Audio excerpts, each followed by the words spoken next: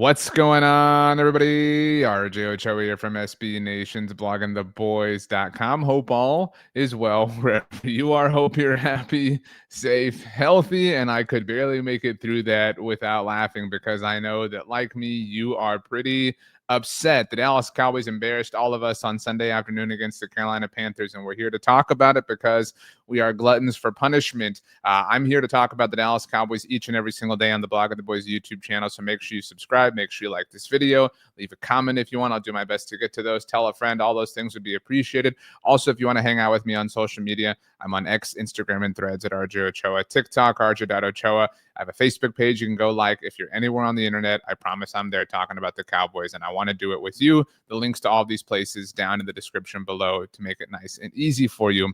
I hope that you were able to salvage your Sunday on some level, that you were able to eat some delicious food or maybe watch something interesting on television. I don't know if you watched the other NFL games. The Buccaneers looked awesome. The Chiefs kind of bounced back on Sunday night. I keep trying to, there's like a million shows I have on my, need to watch or queue or whatever each and every individual app is calling it. Football season's obviously very busy. It's very fun. But sometimes it feels like a full-time job just trying to keep up with stuff that I want to watch. Okay, let's get to it. It's not going to be good. It's not. Let's just be straight up. Let's be honest. It is not going to be fun to talk about this game, even though we've had a night to rest on it because it was that upsetting. So first things first, this is one of the most damning statistics that I have ever seen ever. And I mean, I love to look up information like this, both positive and negative, obviously. But I find things like this to be interesting. ESPN's Todd Archer shared this on Sunday evening, as you can see. I'm going to read it verbatim. From ESPN research, since starts were first tracked in 1950, Dak Prescott is the first quarterback to have 11 or more pass touchdowns and rush touchdowns. Let's just call that touchdowns, non-receiving, obviously, from a quarterback standpoint. No turnovers and a non-winning record over a 3-start span. So this is, when you look up stuff like this, I mean, as someone who does it, you look up certain things and you curate them and you kind of adjust to fit your parameters and whatnot. The 3-start span obviously is the last 3 games for the Dallas Cowboys: the tie against the Green Bay Packers, the win against the New York Jets, and the loss against the Carolina Panthers. So that's 1-1-1. So that's a non-winning record. It's not a losing record, but it's a non-winning record, right? Winning would be north of 500, which the Cowboys are. So it's a non-winning record. So I will admit that it is very specific. I wouldn't go as far as saying that I think it's cherry-picked, but it is very specific. But what I will say, what I think we all will say, is Dak Prescott is playing the quarterback position in the NFL just look, Baker Mayfield's awesome, and there are the standards, right? Josh Allen, Patrick Mahomes, right? Like, we can go on and on forever, but Dak Prescott is playing the position at a very, very, very, very extraordinarily high level, higher than his record as a member of the Dallas Cowboys team would suggest. And that is a crime. That is unfair. That is so frustrating. That is just difficult to process and to logic in our brains. And it should not be that way. And it's unfortunate. It's unfortunate because we're now 6 games in, and that's a very legitimate sample size. It's a very legitimate data set, and it's more than enough to say this is probably going to be how they look in certain ways across the rest of this season. And it's tough to imagine any other way for the Cowboys and for this quarterback performance to end than disappointment. And this type of quarterback performance deserves so much better than that. And I know we've been saying this for a long time when it comes to Dak Prescott and when it came to his predecessor and Tony Romo. And it just, even though we know that it is the case and that it's going to be the case, it doesn't diminish how frustrating it is to feel, because that is the most difficult thing to find in the NFL, is a quarterback who will play at that level. And that the Cowboys are so ungrateful for that from a front office perspective is just a really maddening phenomenon. And man, I know that we, again, are just kind of shouting into the void with this and saying things that we all knew and forecasted and predicted, and that's just tough to kind of deal with. But this defense is that bad. And look, I don't want to take full responsibility away from the offense. I talked about this in the post-game show. You can go watch that there. It was not a perfect game for the offense by any stretch, and this was somewhat of my take after the season opener against the Eagles. But that was a little bit of a different thing, and the lightning delay and all that stuff. To talk about this game, I mean, the Cowboys offense should be allowed to be human. The Cowboys offense should be allowed to have a bad series. The Cowboys offense should be allowed to not end a drive or a possession in a touchdown. Do we want them to go 3 and out? No.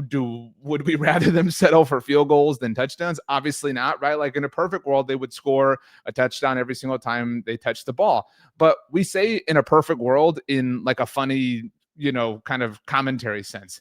That's actually the world that they must live in order for the team to thrive, in order for the team to have any kind of success, in order for that to just even be possible and not guaranteed even.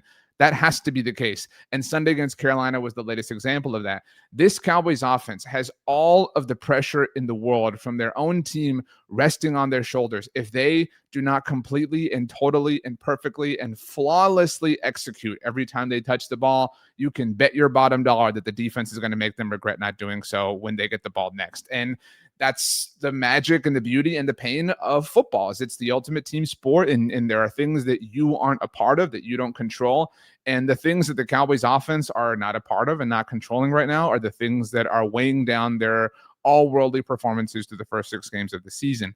And again, I told you this wasn't going to be fun. I told you I like to look stats up and look information up. And every morning after a Cowboys game, I get a cup of coffee and then a second cup of coffee. And my dogs were doing a great job of being good coworkers right now, sit in the couch with me and let the sun kind of just warm them while we look through the autopsy together. And it's tough. So what you're looking at here are some of my tweets at RJ Ochoa on Twitter or X. These 3 teams here, these are the 3 Cowboys teams to allow the most total yardage against them through the first 6 games of their respective seasons. Now, total yards is not the most legitimate way, I suppose, to look at an NFL team. I'm not saying just because of total yards we can draw these conclusions. There are so many other points of advanced data and advanced information and advanced metrics. So again, please don't just take this and run with it. But total yards is representative of some things, right? Like we can definitely utilize it to, assemble some opinions and perspectives and thoughts and mindsets on this team. So that being said, that being understood, we're in some pretty uncharted territory here, right? These are the only 3 teams, only 3 defenses in Dallas Cowboys franchise history to allow 2,400 yards or more, obviously, through the first 6 games of their respective seasons. You can see the 2025 team is right here. I've got them sorted by date. This year's Cowboys team has allowed 2,470 total yards against them through their first 6 games of the season.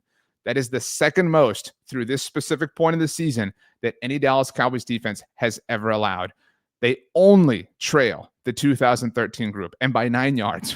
One more first down, and this team would have first place all to themselves. But I know we've thrown out like casually, like, oh, this reminds me of the 2020 season. Obviously, we were right, but that's in the rearview mirror now. This team has officially passed the 2020 team, at least to this point of the season. Through the first 6 games of the season, the 2025 Dallas Cowboys have allowed more total yards against them than even the 2020 version of the team. And the most cruel and twisted bit of irony is these 2 seasons, 2020 and 2025, are the ones that literally border Micah Parsons' time with the Cowboys. Micah doesn't fix all this on his own. Let's be very clear about that, but it is funny and makes the trade look silly, even more silly in hindsight. But dude, I mean, again, I told you this was not going to be fun. This was not going to be interesting to look at from the perspective of making you feel good. And neither is this. Now, that 2013 team still holds the crown, if you want to call it that. And if you are a Cowboys fan who was around in 2013, and I say that in the sense of if you were actively watching the Cowboys. I know we have some younger, fans. Maybe you are in high school, or you're a younger fan, or you weren't, just super into the team. I think you get my point. So that 2013 season was rough. And that 2013 season featured 3 games in particular that stood out. Like, again, all of them were very bad, but 3 of them were like really, really, really all caps bad. One of them was Monday Night Football on the road against the Chicago Bears when it was like -9 degrees or whatever. One of them was at the Superdome against New Orleans, where the Saints did not punt a single time. One of them is the one that we're going to be looking at right here, somewhat adjacently, was in Detroit against the Lions, the Matthew Stafford, Calvin Johnson Lions. Again, I know that feels like a long time ago, but they're relevant today. How are they relevant today? Well, you don't want to know. Rico Dowdle, shout out Rico, by the way. Rico called his shot and landed it. I've got nothing but respect for that. Rico Dowdle had over 230 total yards from scrimmage on Sunday against the Dallas Cowboys. You can see he had 239 specifically. Rico Dowdle on Sunday against the Cowboys was the first player to reach 230 total yards from scrimmage against the Dallas Cowboys since Calvin Johnson did it in the infamous Cowboys game at Detroit in 2013. You're not reading that improperly, by the way. If you don't remember, Calvin Johnson literally had 329 yards, total yards from scrimmage that day against the Cowboys. It was a very, very, very, very dark day. And as you can see, the Cowboys, like they did Sunday against Carolina, almost pulled it off and almost won. But that's it. Like, if you're a Cowboys fan that remembers that game against the Lions, you remember that Calvin Johnson game. It's something that kind of sticks in your memory. It's a meme sort of worthy moment in Cowboys, I wouldn't even say recent history, but history at large. This Rico Dowdle performance is now right in there. He's literally in the same territory as Megatron against the Dallas Cowboys. It's unbelievable that this team finds a way to do these kinds of things, yet here we are watching it all unfold. So look, it is not shocking that like things like the playoffs feel really impossible for this team. And look, I know that as I said that, you might have said, or you might be getting ready to type your comment saying like, dude, RJ, I don't even want to hear about playoffs. I don't want to talk about it, whatever. And look, if I'm with you, like if we had to bet collectively, I wouldn't bet on it, right? I wouldn't bet on them making the playoffs. But our job and our kind of purpose around here is to talk about the Cowboys and everything going on in the universe of the Cowboys. And so again, we're at a point in time now. I can, like, my coworkers are talking about playoffs as far as the teams they cover and looking at the NFC playoff picture, and it must be nice. But as it relates to the Cowboys, playoffs seem like a difficult proposition at this particular moment in time. The Dallas Cowboys right now through 6 games have only won 2 of them. The tie makes things wonky, I understand, but they have won 2 of their first 6 games.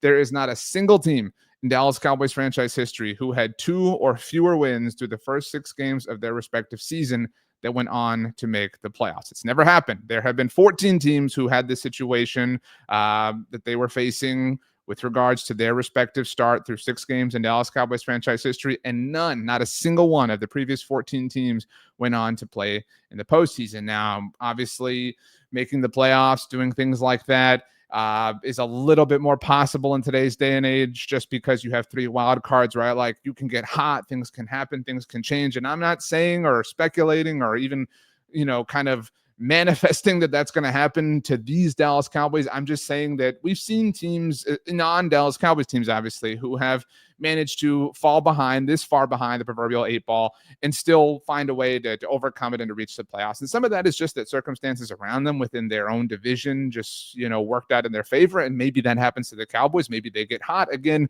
we live in a world of infinite possibilities, but historically speaking, right now, the Dallas Cowboys are in some pretty difficult waters that would suggest that they are not going to be a team playing beyond week 18 of this regular season. If you're curious who the teams are, I'm sure you were. These are them. The last time the Cowboys were in this kind of boat, speaking of waters, was 2020. They only had 2 wins. They were 2-4. Again, the 2-3-1 thing is very unique.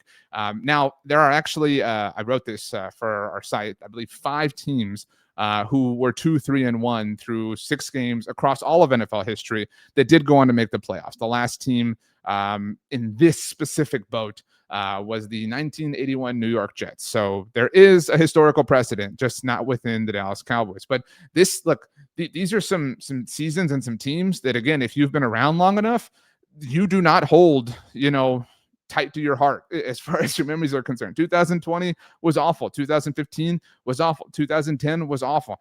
And look, I'm just saying what happened in those seasons here. We all hope and wish and want health for everyone involved.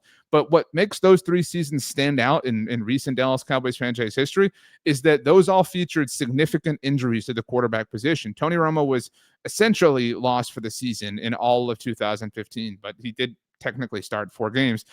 In 2010, he missed the majority of the season, and obviously in 2020, Dak Prescott missed the majority thanks to his ankle injury. I mentioned my dogs. They are doing a great job of being good coworkers. Honey, come here. Honey, let's get on the video. Come here. Honey, come here. Good girl, honey. Good girl. All right. Honey wants to finish this video with me. She's been a very good girl. Her and Bear. You guys got all excited by something going on. So good job, honey. Say hi. Say hi, honey. They just got some baths recently, and so they're nice and cuddly and nice and soft. It was a good weekend for us here in the Ochoa household. So yeah, playoffs, not exactly in the cards, it would seem, for this Dallas Cowboys team. But you never know. You never know when things can change. So, honey, let's go ahead and let's get out of here. Let's thank everyone for their time, and let's apologize for our screaming.